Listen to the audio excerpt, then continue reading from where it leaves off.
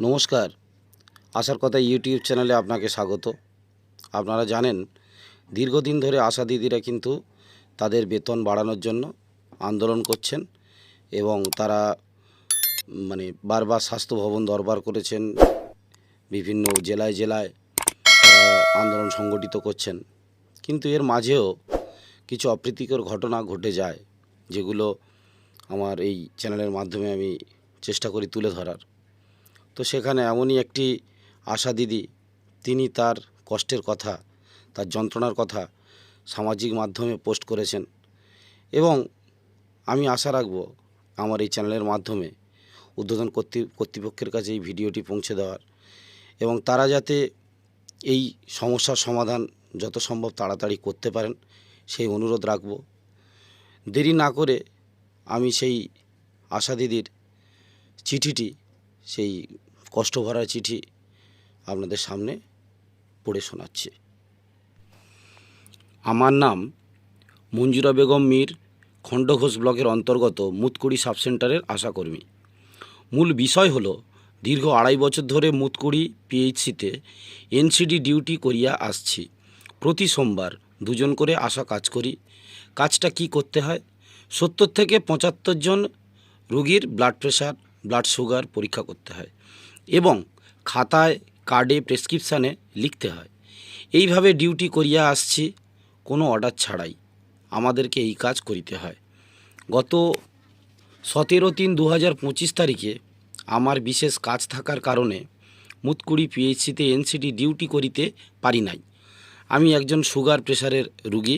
দীর্ঘ 3 বছর যাবৎ মুতকুড়ি পিএইচসি থেকে ওষুধ নিয়ে খাই। এনসিডি ডিউটি করিতে না পারার কারণে ডক্টর সোহিনী পাল আমার ওষুধ বন্ধ করেছেন। উনি মুতকুড়ি পিএইচসির এমও। 2 বার আমাকে ওষুধ না দিয়া ফিরিয়া দিয়েছেন। সবাইকে ওষুধ দিচ্ছেন এবং দেবেন, শুধু আমাকে দেবেন না। আবার আজকে 7/4/2025 ওষুধ নেওয়ার জন্য গিয়েছিলাম, আমাকে ওষুধ দেননি।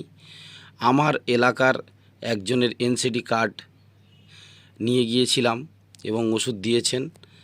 আর আমার ওষুধের জন্য ফার্মাসিস্ট সৌমেনদা বলিলেন, ডক্টর সোহিনী পাল ম্যাডাম যদি ওষুধ দেওয়ার জন্য বলেন তাহলেই ওষুধ দেব। এই বিষয়টি বিপিসি দাদা দিদিকে জানিয়েছি, কিভাবে অন্যায় অত্যাচার হয়। একজন ডাক্তার যাদের স্থান নাকি ভগবানের পরে। মঞ্জুরা বেগম মীর, আশা, মুতকুড়ি সাবসেন্টার, 7/4/2025। অতএব এই চিঠি থেকে আপনারা জানতে পারলেন যে একজন আশা দিদি, তাকে কী পরিমাণ চাপের মধ্যে কাজ করতে হয়। কোনো রকম অর্ডার ছাড়া,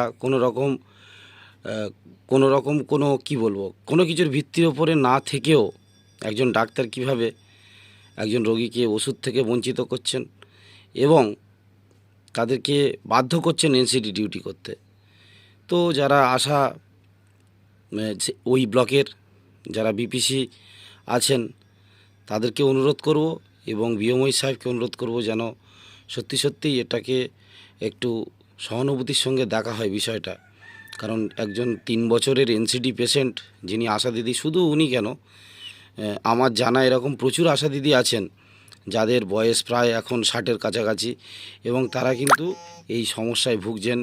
এই ধরনের এনসিডি পেশেন্ট, সুগার, প্রেশার, বিভিন্ন ধরনের রোগ তাদের শরীরে বাসা বেঁধেছে, তারপরেও তারা ডিউটিগুলো করছেন।